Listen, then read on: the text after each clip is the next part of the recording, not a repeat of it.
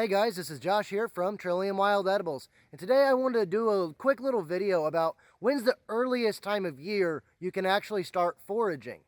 Now obviously you can actually forage all the way through winter, depending on where you're at and depending on the weather. It can be really hard to forage if there's 3 feet of snow on the ground, of course, or if the ground is frozen. But as far as spring goes, when's the earliest time in spring that you can actually forage? Okay, right here along the edge of this creek on this rather steep embankment, we can see the always typical of early spring, middle of winter wild onions. These things are available most months of the year, so these really aren't anything special to see. However, if we look inside of them, we can actually see the leaves of this Rue Anemone, as it is called. I plan on doing an identification video on this plant a little bit later in the season, whenever it does have its flowers. I'm actually really surprised to even see this right now, but I think the reason I'm seeing this here, especially on this embankment, is right over there is the east. And if we look up through the trees, we can see this big gap there in the trees. So this is getting a lot of that first light of the day, and it's warming up really well. Over the past week or so, our temperatures have been hovering around mid-40s to mid-60s. And this is getting a lot of that light, which is causing it to start growing much sooner than some of the other ones that would be, let's say, back over there in all that nasty muck. So this can be a really good sign that spring is really starting to come in and that you can actually get out in the woods and look for some things to forage. But let's take a look around and see what else we can find. Right here we can see some really nice looking chickweed. We can see just how big these leaves are. Now chickweed, just like your wild onions, are going to be some of the earliest growing plants or earliest growing wild edibles that you're actually going to find out in the woods or pretty much anywhere, whether it be your lawn or fields or clearings. And if we look over here, actually, I'll move these leaves out of the way a little bit. Look at just how big these chickweed leaves are. This guy would make an awesome little snack here. This would be a really good one. Take home, rinse off, because it's, been right on the ground, of course. But, rinse it off a little bit. Or, if you're feeling really adventurous, eat it as is. Dirt don't hurt to some people.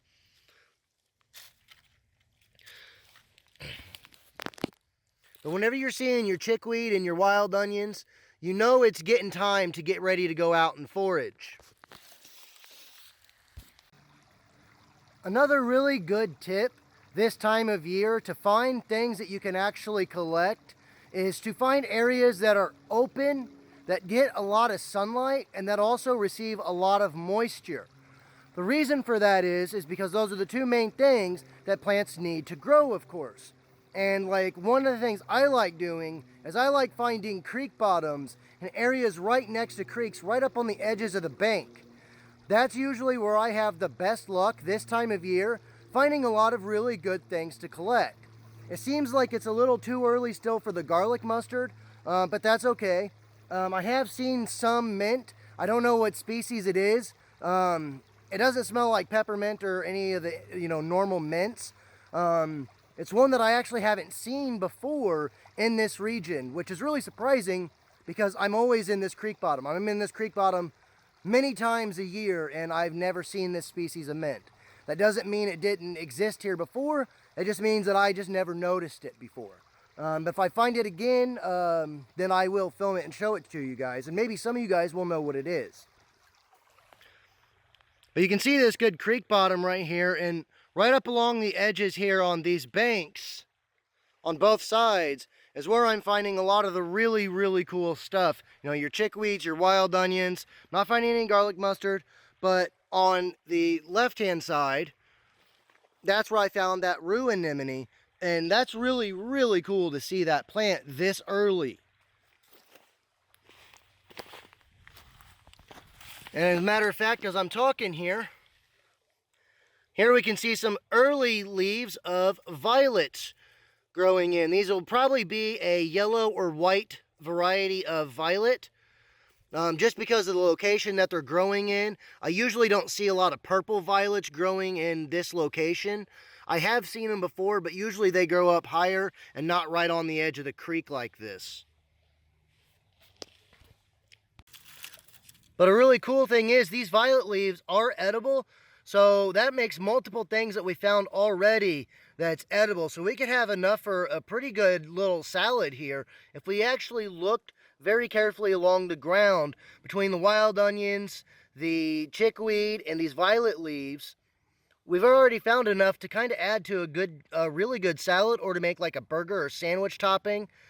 This is some really good stuff that we're finding here.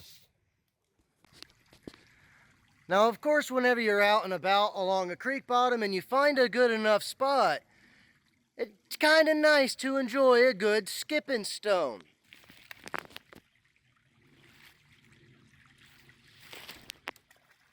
Well, it's really hard to do on camera.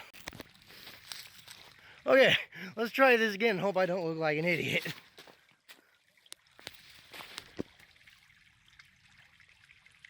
That was a pretty far skip. One I just did earlier had like 7 or 8 skips. Let's try this guy out. This one might be too heavy. Bam! All the way to the other side. Alright, let's see if I can skip this monster. I mean, it's, you know, I'd say it's possible. It's possible. Let's give her a whirl, shall we? Boom shakalaka. Alright, well that was fun. As is always easy to spot this time of year is the putty root. This plant is actually an orchid. It's not really rare, but it's not exactly common. While it is edible, I always recommend to never, ever consume this plant, just because of A, it being an orchid, and B, you're not going to find enough to make it worth its while for you. And whenever you do pick it, you're going to kill it because you need the root. And in any given area, like let's say of an acre or more, you might only find 3 or 4 of these guys. So definitely don't go picking this. It is really nice. It's really, I mean, honestly, to some people it's kind of ugly, but to me it's kind of unique, really. Its flower, it does have a flower, and it's brown. It comes up usually around May. But honestly, you won't even notice the flower most of the time because it just blends right in. But I thought I would mention this putty root plant since I saw it. It's always really easy to spot this time of the year. However, right next to the putty root, I found this little guy. I am not sure what this is exactly. It's really, really tiny. Bug, please get out of my hair. Well, what's left of my hair. But this is really, really beautiful, whatever it is. If any of you guys know what this is, please let me know in the comments down below. Now, this is an absolutely welcoming sight. This is the leaves of the Spring Beauty plant. I have covered this plant quite a bit on my channel. It is absolutely delicious. It's absolutely gorgeous too. Very diminutive, very small, but these are the leaves of the Spring Beauty plant. The corm of this, which is usually right on top of the soil, is edible, and it tastes just like a potato. It tastes just like a domestic potato. Honestly, it tastes a little bit better than a domestic potato, in my opinion. Some people call them fairy spuds because they're really, really tiny.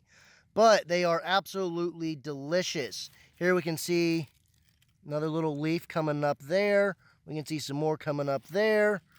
We can see another one. Whoops, the daisies. See another one like right there. So that's really, really cool. So we know that spring is definitely on its way because, well, they're spring beauties. Well, as I'm out here walking around, found a couple of these here feathers. Black and white. Really, really cool looking feathers. I'm not sure what species these come from. I am the farthest thing from a bird person. Man, I tell you, the cool things you're going to find out in the woods if you actually just get out there and really look and really just pay a lot of attention to the small details. Check this out.